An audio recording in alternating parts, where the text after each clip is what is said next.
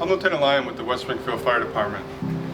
About 20 years ago, on September 11th, I had worked the night before on the alarm desk answering the 911 calls. So when I came home, my wife let me go back to bed. It was also my birthday on September 11th, so I went to bed. And that morning, the phone was ringing. So I finally got up and my wife said, "Put the TV on, honey, there's something going on." So I turned the TV on and I saw the towers in New York City on fire. And I immediately thought to myself, there's going to be a lot of firefighters that are going to die. I know from going down to New York and visiting the firehouse and talking to a lot of firefighters from New York that their strategy is to meet at the command post and then attack the fire from different directions. So I knew a lot of guys are going to be walking up those or running up those stairs, and they were not going to come down. So as I was watching the television, talking to my wife, the towers collapsed, and at that point I knew we were under attack, and this is going to change everyone's lives forever. So a couple days later, I'm working down at the Big E in this very firehouse, selling hamburgers, working my details at the fire station, and I got a phone call from the state of Massachusetts asking me if I would go down to Ground Zero and provide counseling for firefighters and first responders. I'm on a team that was activated out of Western Mass, and I called my wife and I asked her if I could do this. She was 6 months pregnant with twins, and I knew by going down there I would be leaving her for a little while. And, you know, she understood and she knew what I had to do. So myself and about 8 other members from the team in Massachusetts, we went down there on September 14th and reported to Ground Zero, got processed with all our identifications, and we were told what to do, how to do it, and they kind of just let us go. So while I was down there, we worked in pairs and we walked the perimeter of Ground Zero and had the ability to talk to firefighters that were working the scene and asking them if they needed any help, if they needed any equipment, if they needed a bottle of water, if they needed anyone to talk to, anything that we could offer. We had the ability and the resources to provide for them. And being a peer sometimes helps firefighters talk, and firefighters will accept help from another firefighter. So that's what the government thought would be the best way to get these first responders the resources they needed. So for the next 12 to 14 days, my job at Ground Zero was to assist with the firefighters and their families, providing the resources that they needed to get through what they were doing. When I got there 3 days later, some of the guys and girls that I met that were working the scene, they had never left. They had been there for 3-4 days, hadn't gone home, hadn't really slept. They were digging in the burial site for their fathers, their brothers, their co-workers, their brother-in-laws, their father-in-laws, because the New York Fire Department is a very family-run operation. So a lot of these guys had lost their relatives, so they weren't leaving until they found them. So it was a very tough thing to do, tough thing to talk to them about. We had to actually, physically, help them leave and get some rest. They wouldn't leave that scene. And throughout the time I was there, we would work a 6 to 8 hour shift at Ground Zero, and then we would work a 6 to 8 hour shift at the firehouses in New York, where we would go inside the firehouses and talk to the guys that were there, what they needed. If they wanted to talk about what they were going through, we would ask if their families needed any assistance. We had our resource book full of people we could contact to get them the help they needed while they were there.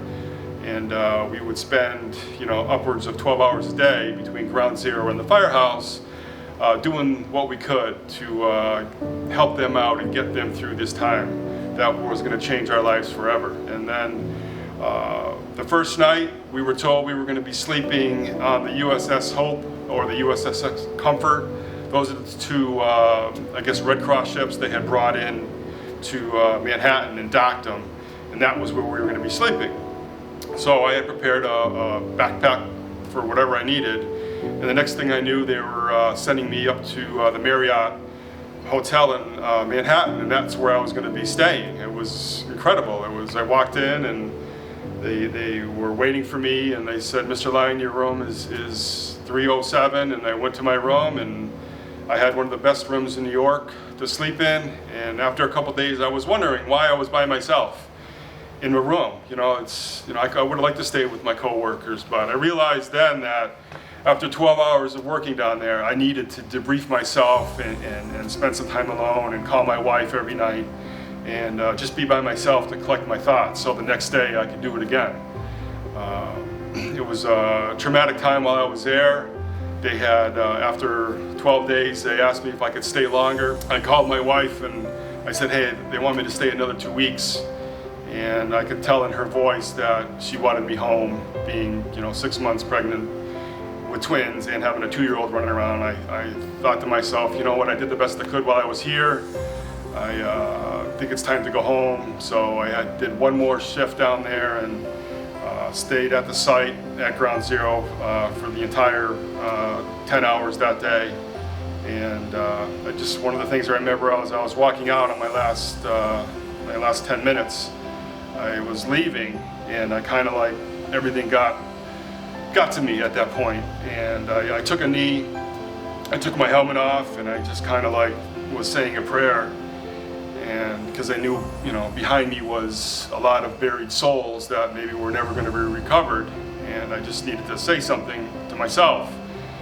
And as I was taking a knee, I remember feeling something behind me, and I turned my head, and what was behind me was about 12 New York City firemen taking a knee with me.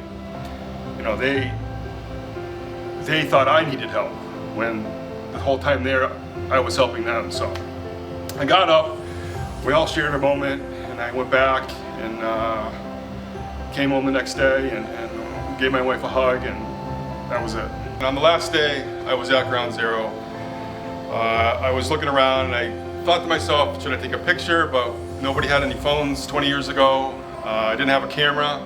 So I looked down and there's a piece of metal that had been bent.